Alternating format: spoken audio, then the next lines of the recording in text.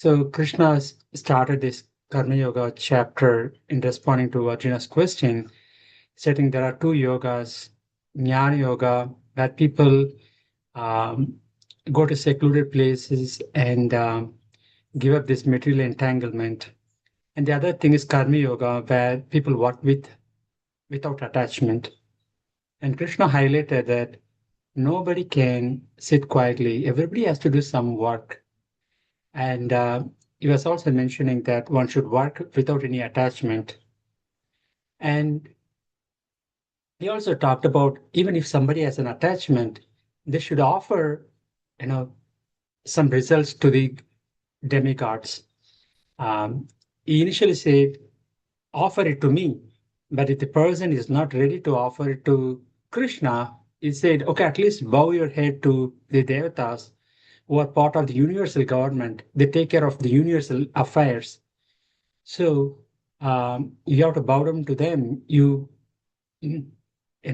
offer food or you offer results to them. And then Krishna started speaking. And after that, even if you get matured, in terms of working without attachment, Krishna said, that is fine. But even that is not the time to take part in the Jnana Yoga and go to forest. You should still work to set an example. And Krishna quoted Janaka Maharaj is a Raja Rishi, how he was self-realized a soul, but he still worked to set an example. And Krishna himself quoted as an example, stating that in the three worlds he doesn't have any work to do, but he is working to set an example. Otherwise, people will follow him, stating that Krishna did not do his duty, and so what should we do? So he's saying that I'm doing my duty, as a charioteer, I'm doing my duty nicely, and I'm taking care of the horses, I'm taking care of the chariot, you know, everything.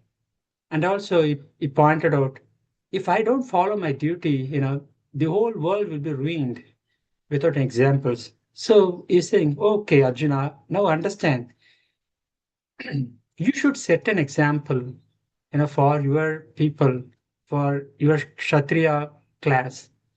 If you run away from the battlefield, and the people will say, Arjuna himself did not do his duty. Why should I do my duty? So Arjuna, please do your duty. That's what he's saying. And then Krishna started comparing people who work with attachment and without attachment. Krishna he says, hey Arjuna, you work. So those people who work with attached to the results, like that you also work, but without any attachment. Our, our motto should be work sincerely, put effort, but at the same time, don't get attached to the results. And also he mentioned, he compared and contrasted, don't disturb those people who work with attachment. That's fine, but involve them and slowly, if don't abruptly say that you are work without attachment like that. Just you set an example and they will follow you. Involve them in little bit of devotional service, so they will slowly change. And Krishna also compared the attached and detached workers in a different way, stating that the attached worker think himself as a doing as he is doing the work, but in fact they are all carried out by three gunas like Rajoguna, Tamoguna, and Sattoguna. And it's a Maya that acts on him so that he works helplessly, but he thinks he is doing. But on the other hand, the detached worker, he understands that he is the servant of the Lord, and he does devotional service, and he works without any attachment, but he offers his results to the Lord. So that is his comparison. And last week we saw the purpose of the Bhagavad Gita sloka. Mayi sarvani karmani sanyas yadyatma chetasa nirashe nirmamo bhutva yudhyasva vigatajvaraha. Here Krishna says, offer all your activities to me. Work like you depend on me. Hare Krishna Pranita Mataji. Welcome to the session. Hare Krishna Prabhuji, sorry for Oh, being. no problem. Hope everything is going okay. How are you? Yeah, yeah, I'm good, Prabhuji. Thank you, Mataji. I was just starting, recapping the last week's session. So here in this shloka, this is the purpose. If we know this shloka, that is our life will be perfected. That is, as Krishna says, offer all your activities to me. You work as if you depend on me. For example, if I'm going to prepare for an examination, if I'm going to prepare for a presentation, if I'm going to work on a project, presentation, anything, right? If I'm going to do for a client marketing, you just work as if the results depend on Krishna, but don't get attached to the results. You offer it. Hey, Krishna, if you desire so, give me success in this effort. Or else it is fine. I will learn from these mistakes and then help me understand my mistakes so that I can correct it next time. If you desire so, please give me a success. And also, Krishna here says,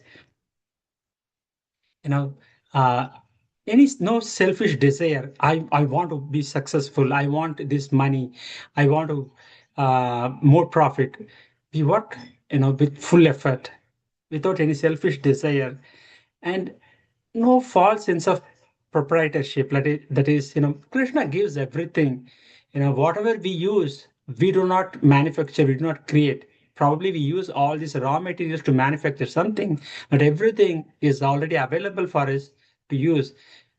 But in fact, it is said Krishna is the Ishvara, controller and master of everything. So if you have that mindset, that is, uh, you know, mindset of not having false possessiveness. And then at the same time, with Krishna is saying all these things, we should not have that laziness. Jwaraha means fever, and Vegata Jwara means sometimes we'll get scared, right? We will get, feverish. Oh, how will I do it? I cannot do it. He says, no, just do it. Depend on me. Don't get attached to the results. So that way, Krishna is helping us to transcend from tamoguna, not doing, to rajoguna, attachment, to sattva means offering the results, and then he's taking us to the nirguna, that is offering to Krishna. Yeah. So, and then we saw all these things. You know, it is like, we come here, we stay for some time, the allocated time, and then we go. We don't carry anything because everything belongs to the God. I explained about the Alexander the Great story. And this is another very beautiful story that I did not mention last time. It is about having faith in Krishna. Um, I will explain that story when the time comes. Um, so then Krishna talked about, you know, um, how to work. Then Krishna says, what will be the result of following Krishna's teachings? Right? Now we saw that briefly. When we follow Krishna's instructions, Krishna's instructions are non-different from what is said in the Vedas or any Smritis or Shrutis. They are the same. But Krishna says, if one follows my injunction, my instruction, as I mentioned in my previous verse, right, and execute the duties, right, with faith and without enviness, he will become free from the bondage of fruit reactions. So we always get some reactions one way or other. For example, if you do some pious activity, we get punya karma, punyam. When you do impious activity, we get papam.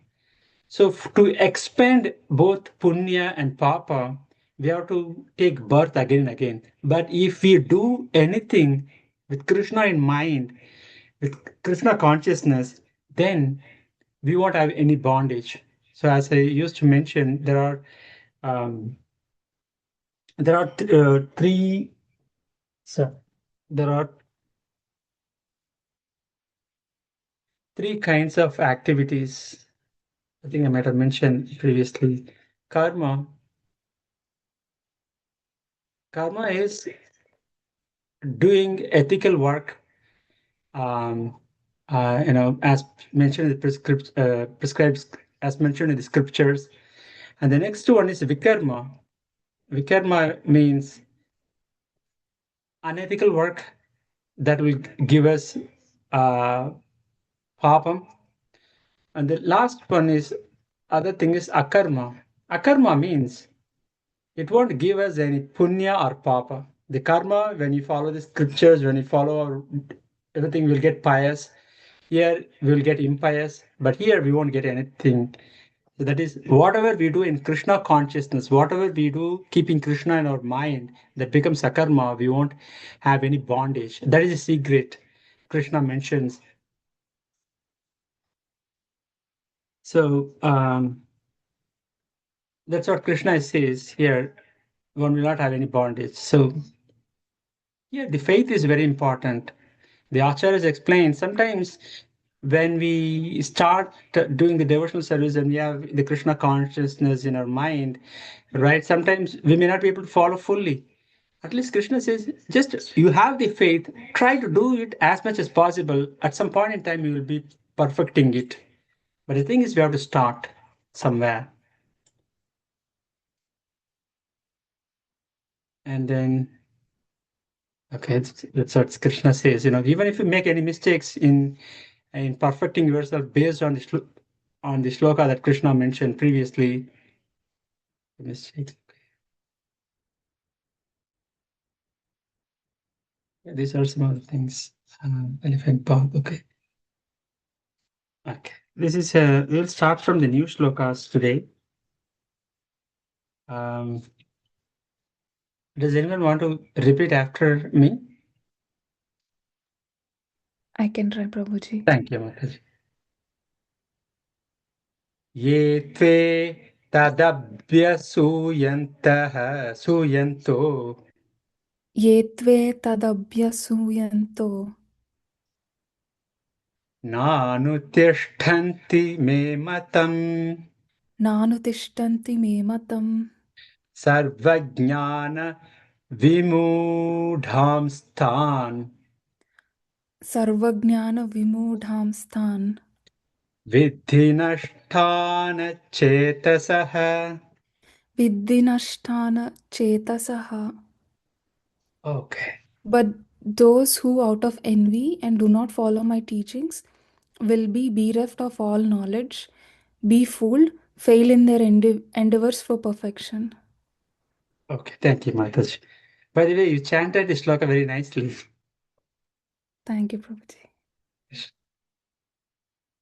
So here Krishna says, Krishna giving in the previous shloka, Krishna said, what is the benefit? What is the success of following Krishna's instructions? But here Krishna is mentioning what is the result of disregarding Krishna's instructions? What will happen?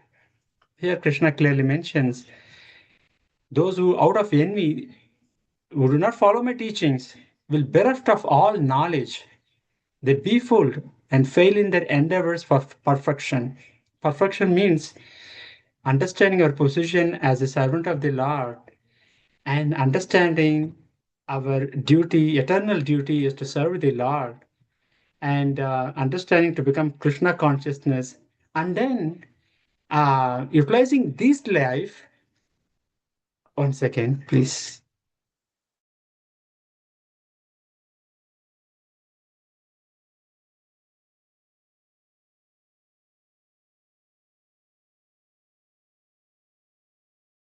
Sorry. So understanding our duty as our eternal duty as a servant of the Lord, understanding our relationship with the Lord, and then being Krishna consciousness, then we can totally avoid the next birth. We can go back home, go back to Godhead. That is the perfection in this life. But if you do not follow Krishna's instructions out of enviness, now why do we want to follow Krishna's, right? I'm independent. I want to do it myself, right? So that is enviness. That is enviness. Because Krishna, as a father, is instructing us, right?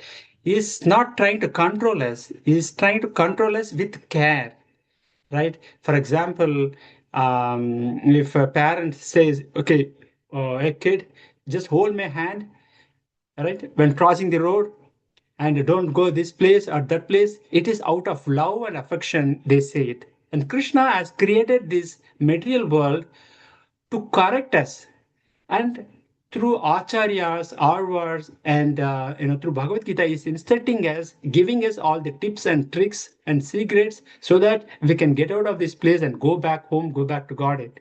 It's the reason Krishna is saying all this instruction. But if you have envy towards Krishna, why should I follow? I'm independent.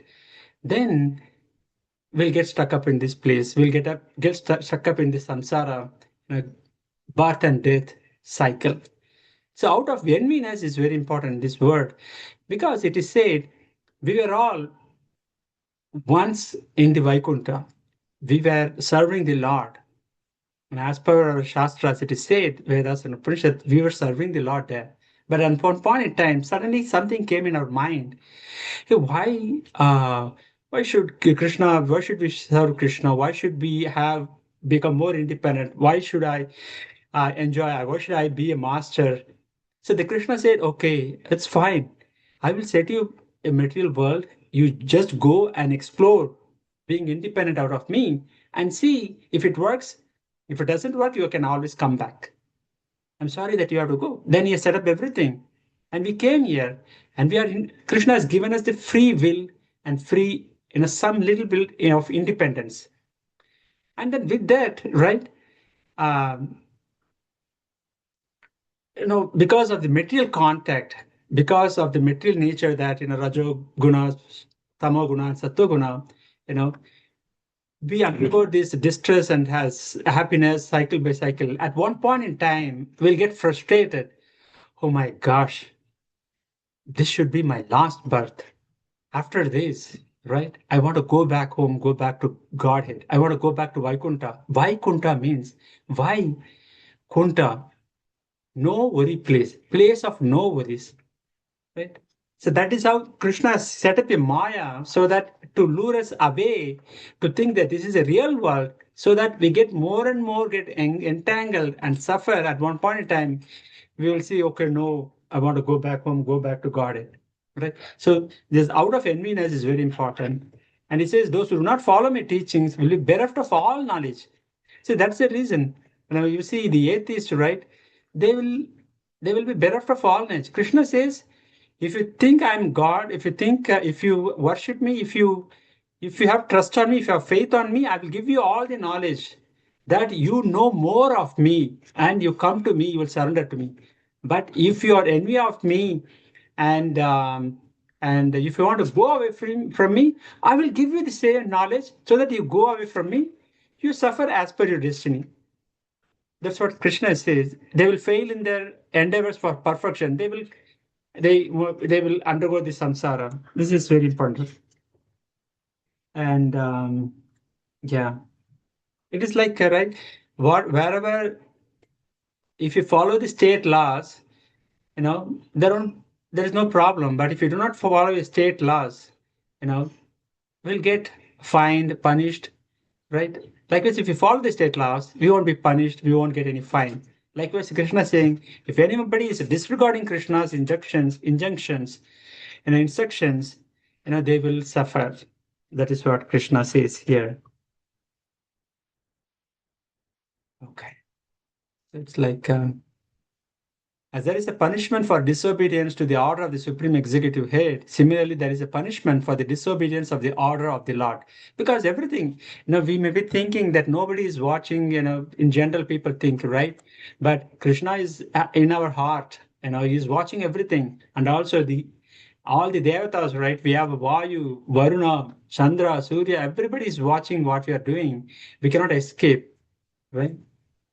So, and then this is also nice, Shloka. And then one may ask, okay, so people know, they should not violate Krishna's instructions, right? Still they do it. How they do it? That is the question Arjuna poses to Krishna. Okay, Krishna, you say that you follow the Vedas, we follow the injections, and everything, but how still people do not follow it? Um, uh, why they don't follow it? That is a question. Here, Krishna answers. Um, Kaushal, do you want to chant it after me? Yes, Prabhuji. Thank you.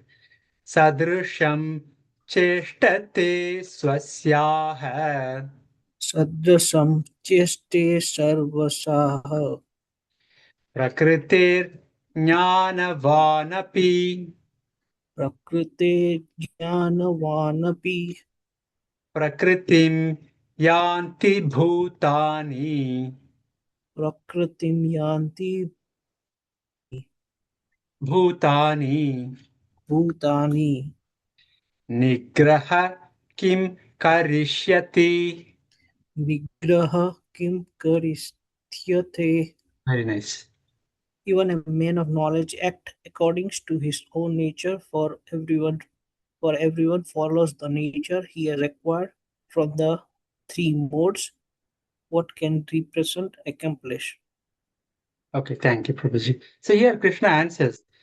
So those who knows these laws, those who know my orders, those who know my instructions, those who know what is mentioned in the Vedas, Shastras, they still do it because of their own nature that they acquired through three modes of nature, right?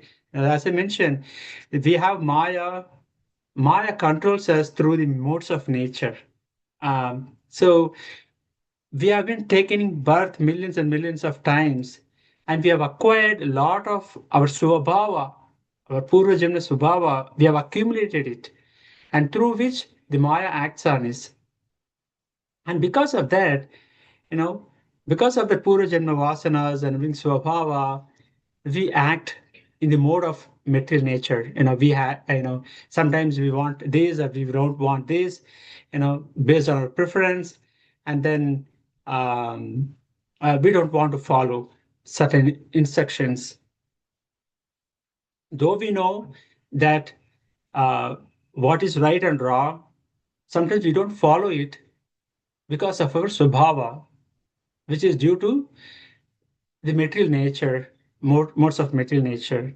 If you ask, somebody who is very lazy, um, he gets up very late, he sleeps very late, right? He knows it is not correct, but it is his svabhava. He is in the mode of ignorance. That's what Krishna says. What can a repression accomplish? Repression means punishment, or instructions. Even if I give him an instructions, but if he is acting according to his modes, what can we do? Working according to one's nature. But the acharyas explain, even if one has these things, right, one can change it. I may be having some swabhava, um, you know, uh, but if I take up the bhakti yoga, if I associate with the devotees, right, it will change me, it will uplift me and help me to follow the instructions of the Lord. And if I chant Hare Krishna Mahamantra, and if I do bhakti yoga service to the Lord, right, and if I associate with the devotees, that will uplift me. That's what Krishna is saying this, but the Acharya is giving a solution. Krishna is saying, this is the problem. What can we do? This is a swabhava. That's the reason they don't even follow. See, there are two things. One, who knows it, they don't follow it. But most of the people don't even know what is Krishna's instructions. What can we do? And then Acharya explained. So that is the reason we need to we need to have an association with the devotees. When we have an association with the devotees help us, to get into the bhakti yoga. At least, even if we do not know, at least we need to have a satsang. We need to listen to the devotees. Uh, uh, we need to, associate with the devotees. Then we can, we know what is right and wrong, and we know how to do the bhakti yoga. It starts with chanting the Hare Krishna Maha Mantra. You know, the association of the devotees is very important. I want to highlight a story here and how it transforms. So there was a okay, I will show here. He is called as Mrigari. Mriga means animals. Ari means enemy. He is the enemy of animals. And he has a very strange, horrible way of killing animals. He will kill the animal off, off. You leave the animal off life. You will cut the throat, and you will see how the animal is struggling to die, and he will enjoy. And that is his subhava. That he has built it. That is how his parents, his father did it. Yes, it has been there for a long time. And and Narada was coming at that time. Narada could not tolerate it. He stopped by Mrigari. Hey Mrigari, why you are doing this? Killing, first of all, is a great sinful activity. And you are off killing the animals and you are watching them struggling. This is a great sin. He said, Oh Narada, this is our family business. This is what we have been doing for a long time. We hunt, we kill, but I get pleasure in seeing the animals struggling. What can I do? I know it is disgusting. I know it may not be proper, but that is what I do. And Narada said, I will tell you something. You just do this and see if it works or not. Uh, you just stop killing this animal business for some time and just chant Hare Krishna Mahamantra. And then Mrigari said, Oh, Narada, but what will I do for food? He said, Don't worry. I will send you the food, whatever you want. Then he said, Okay, I will try. It's good. Then he he sat, he went to his home, and then he said he started chanting the Maha Mantra. And then on seeing him transformed, the people from the villages, oh, he's turned into a good boy, a good person. Okay, let us feed him, They started feeding him. He got more food. And then he started distributing the food. And within a few months, after 6 months or sometime later, he's totally transformed. And Narada came to see him how he's doing, along with one another sage. And Narada was coming with another sage, and Mrigari saw, oh, my guru is coming. He has given me the mantra. Then Mrigari was jumped, and then while jumping, he was going this way, that way, and jumping, and then came. And then the another sage asked Narada, "Hey Narada, why this Mrigari is jumping and then taking this side, that side?" Narada said, "Wait, let us ask him." And then this Mrigari was fully transformed. He offered his full obeisances to Narada Muni and said, "Oh Guru, because of you, I've totally got transformed. Now I could understand, taste the nectar of Hare Krishna Mahamantra. It has fully transformed me. Ah, oh, it is Narada, so it is so nice to hear your transformation. Please continue to it." And then Narada Muni asked, we see you, walking and jumping and then moving this way or that way. What happened? He said, oh Guru, on the way I saw some ants crossing. I don't want to step on the ants. So that's the reason I jumped. I moved this way or that way. And then Narada Muni told Sage, see how we got transferred. Sage said that it is not a surprise, dear Narada Muni, because of your association, he got totally changed. So that is the power of associating with the devotees. Even if you know, right, the Valmiki, the author of Ramayana, I think he was called as Ratnakar. He was a hunter, right? We can't even we can't even speak properly. And Narada met with him, and then he just asked him to chant Rama Rama. But Ratnakar, that hunter, right? He can't even chant. So Narada said, you just say Mara Mara Mara Mara Mara. That was easy for him rather than Rama Rama Rama. So he was saying Rama, Rama, Rama, Rama, Rama, Rama. That becomes like Rama, Rama, Rama, Rama. Then he got transformed by the association with the devotees, exalted devotees, and through the chanting of the holy names. So that is the power of chanting of the holy names. That is the power of associating with the devotees, right? So that is the story I want to highlight here. Here Krishna says, because of the own swabhava here, right? He has a very bad swabhava. You know, he cannot do karma yoga. His karma is itself vikarma. He cannot do jnana yoga. It's hopeless. But he jumped into the bhakti yoga. Bhakti yoga is possible. You don't have to go to karma yoga, jnana yoga, dhyana yoga, and bhakti yoga. No, bhakti yoga is a lift. We can go to bhakti yoga at any point. So that is the beauty of bhakti yoga. Okay. And any questions on this? Okay. There is one more shloka here. Anybody wants to read it after me? I can, Prabhuji. Thank you, Mataji. Indriyas, yarte. Yendriyas, yate. Indriyas yarte. Ragadvesha, vyavastitau. Ragadvesha vyavastitau. Tayorna, vasham agachet.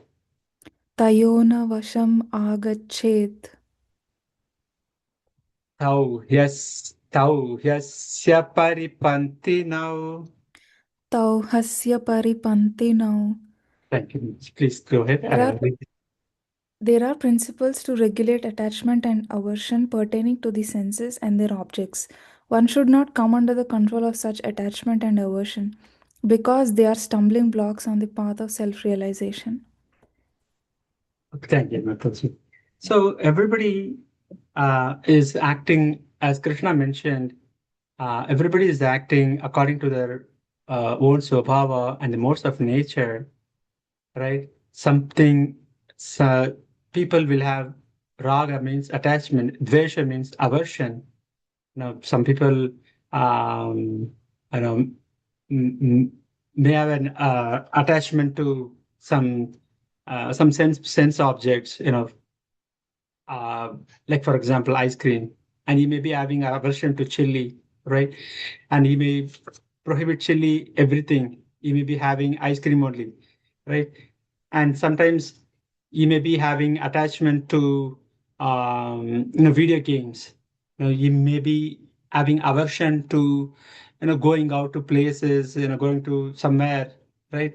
Krishna is saying those things, right? Those attachments and aversions we should control.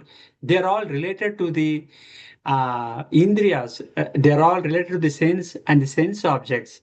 They need to be controlled, right?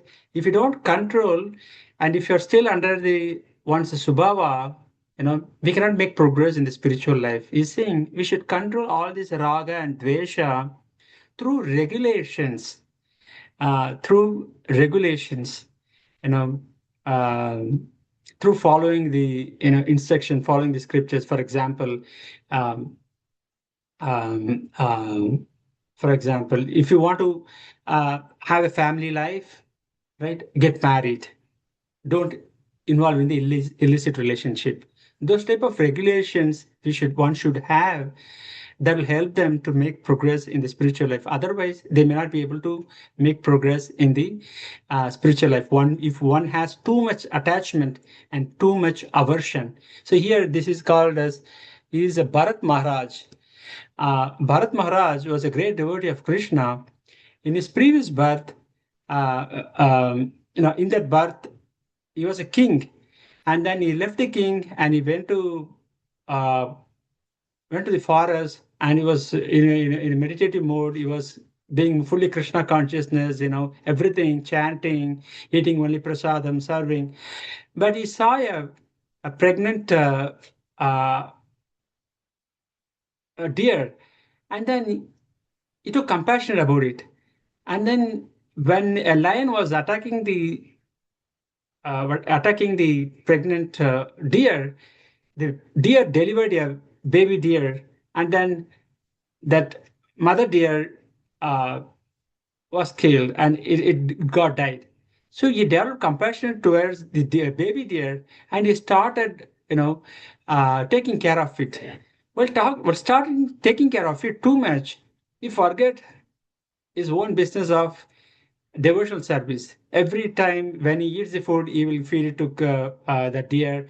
When deer goes out somewhere, he will follow it. When it doesn't come back, he will be very get anxiety. He will go and search and bring it back. This is how he was having it, and then he has totally forgotten. So this attachment on this was a stumbling block for him to make progress in the devotional service.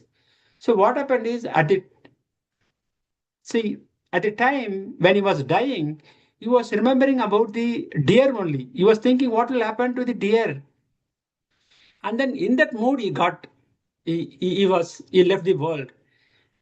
So then in the next birth, he took as a form of a deer, right? So so as Krishna says, whatever state, whatever thought process one has at the moment of death, they will be born in that. If somebody is thinking about an elephant at the time of birth, they will be born as an elephant in the next birth. If somebody is thinking too much about their house, you know, they'll be born something in their house. Prabhupada used to say, in India, you will find some trees or some plants, coming out of the roof of the house. That means that maybe a person who has so much attachment to the house. So that Jadabar, the next birth, he was born as a deer, but he was alert. He knows his mistake. So then he did not indulge anything. So he got another opportunity.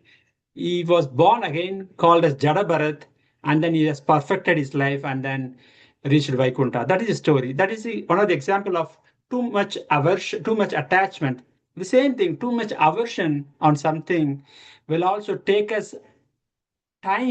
time away from our devotional service if we keep too much thinking about the aversion. So Krishna says, don't get too much attachment, too much aversion as well.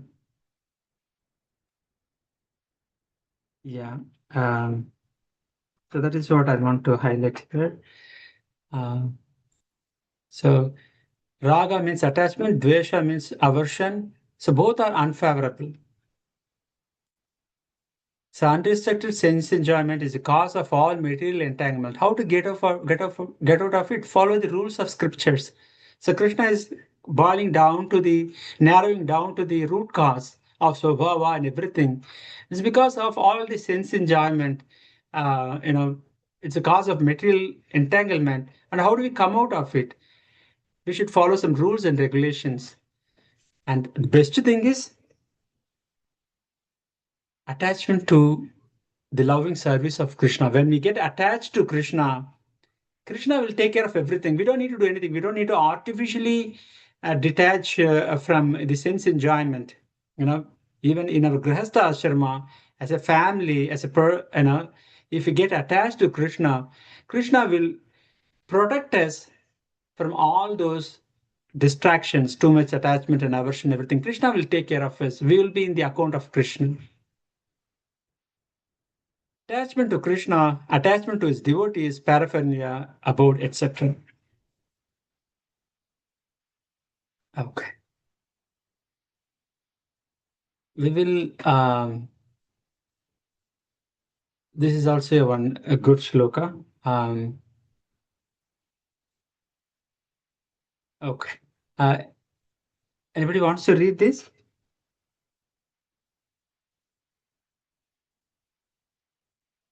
Okay. Keshava, can you recite this shloka and the... Okay. श्रेयान् स्वधर्मो विगुणः परधर्मात् स्वनुष्ठितात् स्वधर्मे निधनं श्रेयः परधर्मो भयावहः It is far better to discard one's prescribed duties, even though faultily, than on other duties perfectly. Destruction in the course of performing one's own duties better than engaging in others' duties, for to follow another's path is dangerous. Okay. And now Krishna has given some instruction, something, he said what to follow, and then what happens when you follow, and what happens when you don't follow, and why people do not follow it.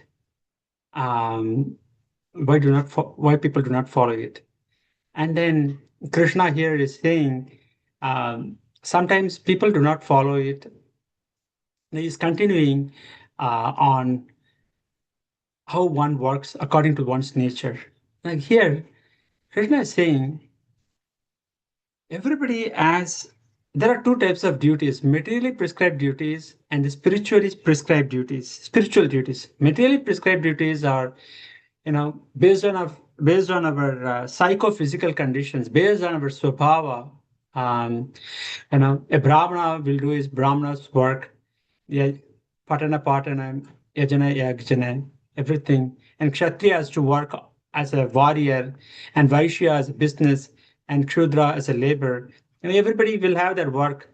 This is at the Varna level, but everybody has their own swabhava, right? A doctor, um, a person will have a tendency to become a doctor, and you want to become a doctor, and he become a doctor, right? Everybody has that. But if a doctor wants to um, become a mechanical engineer, right, it may not work for him. Here, Krishna is saying, "Hey, Arjuna, your swabhava, your material modes of nature is your swabhava is Kshatriya. You act like a Kshatriya. You cannot go to the forest and beg and become a Brahmana or sannyasi. That is not your swabhava. It won't work for you. You better do your duty, do your prescribed duty as Kshatriya. If you get killed, that is also fine. You'll go to heaven. If you don't get killed, and if you just follow others, you'll go to hell, because you are not following your Kshatriya dharma. That's what destruction in the course of performing one's duty is better than engaging in another's duty. That is what. Um, so, for example, a Brahmana is in the mode of goodness, is a non-violent, but a Kshatriya, on the other hand, is in the mode of passion, is a violent. He has to favor violent to protect the people, right? A Brahmana cannot become a Kshatriya, or a Kshatriya cannot become a Brahmana, right? So, uh, so that may not work very well. If Prabhupada used to mention during the Vietnam War, a lot of people, from US also got killed in Vietnam because they sent a lot of people from the colleges, a lot of people, in the more like students, those type of people who are more into studying. He has sent it without having a Kshatriya quality, right? Um, yeah.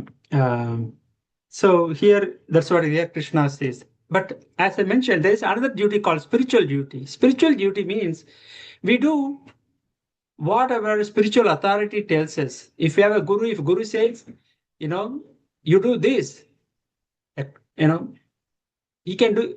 He also empowers us for the satisfaction of the guru, for the satisfaction of Krishna.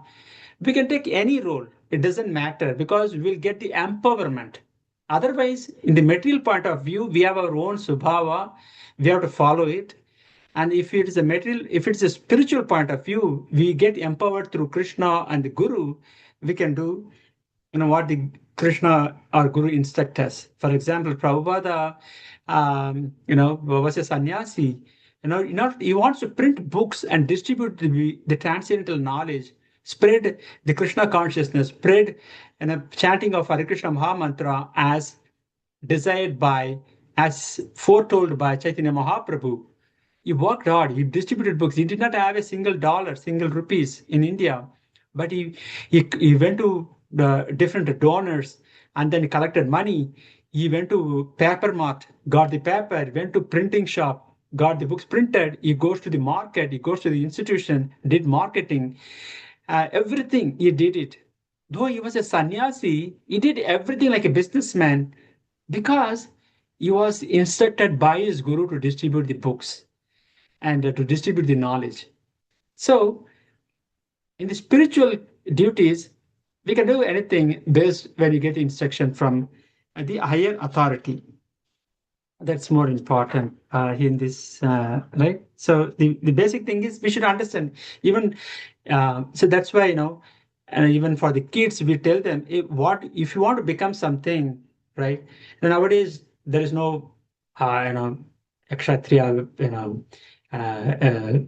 most of the people are like laborers only nowadays, right?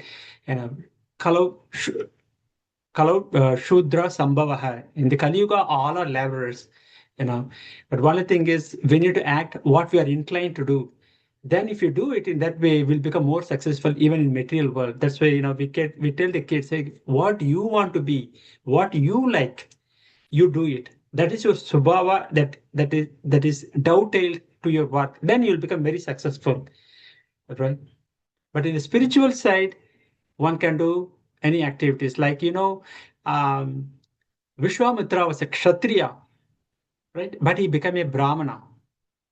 And Parasuram was a brahmana, but he became a kshatriya. So that is possible. So in a nutshell, Krishna is advising it is better to do one's prescribed duties, even though it is fault, than doing another's duty perfectly, right? So another example could be, you know, if I'm good at computer science, if I'm doing a civil engineering, I'm studying civil engineering, but I like computer science very much. But it is better that even if I get low mark, I need to study for the civil engineering rather than the computer science. That's a very crude example.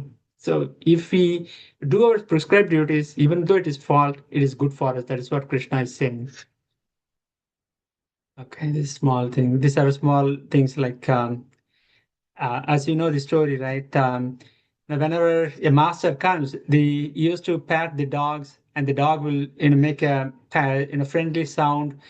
But this donkey used to work hard day and night, and donkey saw that this dog does not do anything. He's getting all the favor from the owner. So the next day, then you know the donkey started shouting when the owner came. It used to jump on him, and then it used to lick the owner, and the owner got angry and he was beating the donkey. So we cannot.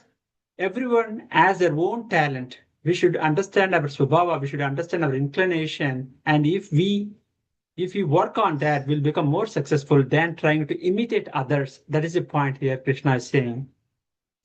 Like that for Arjuna, it is very important because Arjuna is a Kshatriya. He got Kshatriya in his blood. If he works like a Brahmana, go to the forest, it won't work out. So he's saying, even if it is fault, you do your Kshatriya job. Don't have inferiority superiority complex, envy or pride. Like, yeah, monkey can jump very well in the trees. You cannot compare a monkey with the fish, which is very good at the swimming in the water. But the exceptions, as I mentioned, material duties based on psychophysical, right? Everybody likes some inclination. Previously, it is like you know you know you know Brahmana, Kshatriyas, Vaishyas, and Shudras. These are all psychophysical nature and how we do it. But nowadays, as I mentioned, everybody works as like a laborers only. Spiritual duty is ordered by the guru for Krishna service. Let me stop here. I intended to share the story of Periyar. I know it is late Saturday for you. I'm fine, but probably we can park this story for next week. Um, any questions? Any thoughts?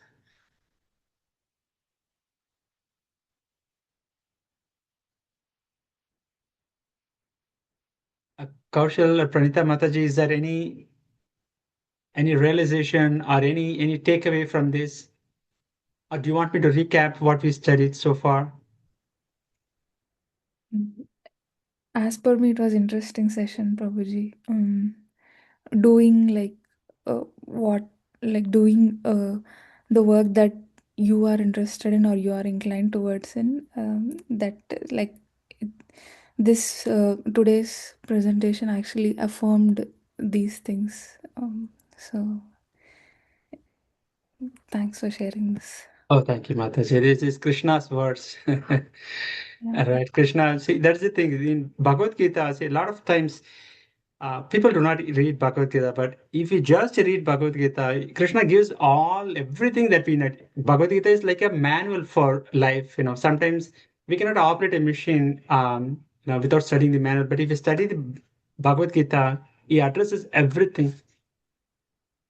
Yeah. Thank you, Mataji. Kaushalji, do you have any takeaways, any realizations, any questions, comments? Not question, comments. It's like we saw the first mantras that we were all in Vaikunthas, and you told the story. So that was came to learn new today, that we were all in Vaikunthas serving Krishna, and then we got came back to earth like that. Yes, Prabhuji. Yeah, that And is I, what. Yeah, sure. Please go ahead, please. no, that much only. Like we have to go back again to Vaikuntha, right? Right. Yeah, that's what our Shastra says, right? So Krishna has made a facility for us. Krishna said, if you want to enjoy as much as possible. And then we come here, but we found this enjoyment is temporary. That's why this is called as a Mrityu Loka, the place of death. Krishna says that Dukkalayam and Ashashvatam. And when you get some distress, a seed of happiness is already there. When you get a happiness, a seed of distress is always there. At some point in time, we'll get so much frustrated in life. We said we want to go back. We want to go back to the place of Vaikuntha where there is no worry. That can happen this birth. If we are so intelligent, we can take up Krishna consciousness in this birth itself, doing devotional service, doing Nama Japa, and then we can proactively, take steps to go back home, go back to Godhead. And that's a very story, a very nice story here in this in Periyar Wars, a life, how he made the king understand that Lord Narayan is the supreme personality of Godhead, and the aim of the life is to perfect and then go back home, go back to Godhead. That's what he will prove it in this story. If you are fortunate enough, right, we will do the devotional service, bhakti yoga in this life. But a lot of people, they think that this life is more enjoyable. And Krishna said, you stay there, you enjoy as much as you want. And then they will have this cycle again and again without even knowing there is another place, right? So that goes on and on. Okay. Okay. Anything else, Prabhuji, Mataji? Nothing from me, sir. Okay. Thank you so much for giving the audience, for coming to this session today. Please join next week as well. Next week we'll go through this very interesting story of Periyarwar. He is the father of Sri Andal or Gotai. Gotai. So very nice story. Okay. Thank you so much for giving me an opportunity. If I made any mistake knowingly or unknowingly, please forgive me. And if I did something good in this session, all glories goes to my Guru Maharaj and Srila Prabhupada. Srila Prabhupada ki jai. Srimad Bhagavad Gita ki jai. Hare Krishna, Krishna Krishna, Hare Hare, Hare Rama, Rama Rama, Hare Hare. Whenever you get a chance, please chant Hare Krishna Maha Mantra. Thank you very much. Hare Krishna. Hare Krishna. Thank you. Hare Krishna, Prabhuji. Thank you. Hare Krishna.